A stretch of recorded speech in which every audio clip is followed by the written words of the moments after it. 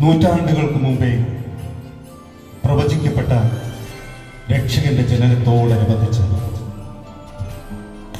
ഒരു പ്രകാശം ചൊരിയുന്ന നക്ഷത്രത്തെ അന്വേഷിച്ചുകൊണ്ടുള്ള ഒരു യാത്ര. ജീവന്റെ ജീവനായ ലോകത്തിന്റെ രക്ഷകന് വേണ്ടി കാത്തിരിക്കുന്ന ജനത്തിന് മുന്നിൽ ഓടിയുള്ള ഒരു യാത്ര. ജോസഫ് ഭാര്യ മറിയത്തോടൊപ്പം ബെത്ലഹേം ലക്ഷ്യമാക്കി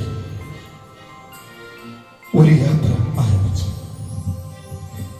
പൂർണ്ണ ഗർഭിണിയായ മറിയം ഒരുപാട് സഹനങ്ങളിലൂടെ സന്തോഷത്തിന്റെ പ്രകാശം ലഭിക്കുമെന്നുള്ള വിശ്വാസത്താൽ യാത്ര ആരംഭിച്ചിരിക്കുന്നു.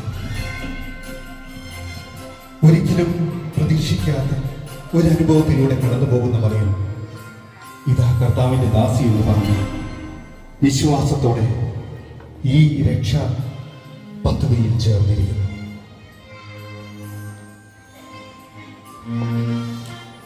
ജ്ഞാനികളുടെ വരവാണ്. നൂറ്റാണ്ടുകൾക്ക് മുൻപേ ഉള്ള പ്രവചനങ്ങൾ അനുസരിച്ച് ശാസ്ത്രീയ വിശകലനം നടത്തി അവരും പ്രകാശം ചൊരിയുന്ന നക്ഷത്രം തേടി യാത്ര ആരംഭിച്ചു. പല രാജ്യങ്ങളും അറിഞ്ഞു അവർ ബെത്ലഹേമിൽ എത്തപ്പെട്ടു. ആ പട്ടണത്തിൽ ആ നക്ഷത്രം ഉദിച്ചുയർന്നത് അവർ കണ്ടെത്തി. അതിനെ അനുഗമിച്ചുകൊണ്ട് ഒരു രാജകൊട്ടാരം തേടി അവർ യാത്ര തുടർന്നു.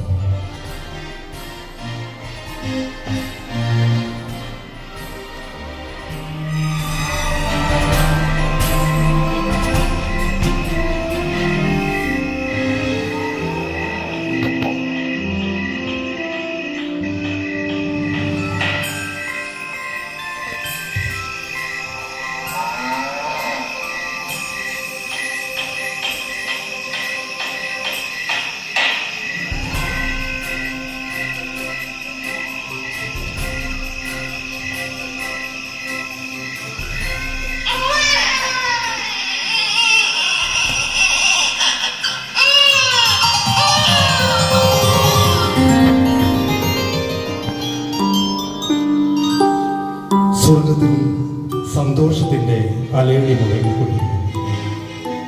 മാലാഖമാർ ആനന്ദത്തിൽ ഇന്ന് ഈ ഭൂമിയിലേക്ക് സത്വാർത്ത അറിയിക്കുന്നതിനായി കടന്നു പോകുന്നു. ആട്ടിടയന്മാർക്ക് നൽകിയ ആ സമാധാനത്തിന്റെ സന്ദേശം ഇന്നും നമ്മുടെ ഓരോരുത്തരെയും കാതുകളിൽ മുഴുകിക്കൊണ്ടിരിക്കുന്നു.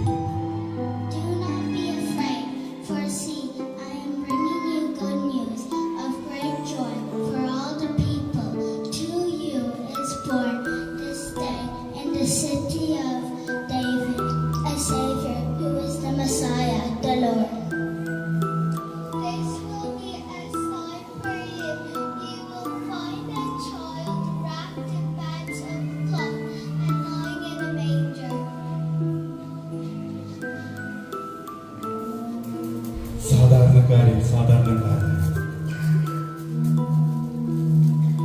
അറിവ് ഒട്ടും തന്നെയില്ലാത്ത ജ്ഞാനികൾ അല്ലാത്ത ആട്ടിടയന്മാർക്ക് സ്വർഗത്തിന്റെ സന്ദേശം കൈമാറിയപ്പോൾ ഒട്ടും ആകുലരാകാതെ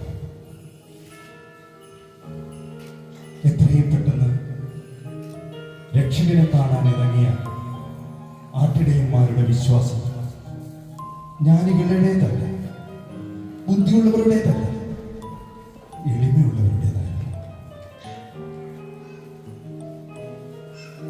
ജ്ഞാനികൾ ഒടുവിൽ നക്ഷത്രം ഉദിച്ചുയർന്നത് ഒരു രാജകൊട്ടാരത്തിലല്ല എന്ന് തിരിച്ചറിഞ്ഞു പുൽക്കൂടിന് മുകളിൽ പ്രകാശം ചൊരിയുന്ന നക്ഷത്രത്തെയും പിള്ളവച്ചുകൊണ്ട് പൊതിഞ്ഞ് കുഞ്ഞു പൈതലിനെ കണ്ട് മുന്നിൽ കാഴ്ചകൾ സമർപ്പിച്ചു.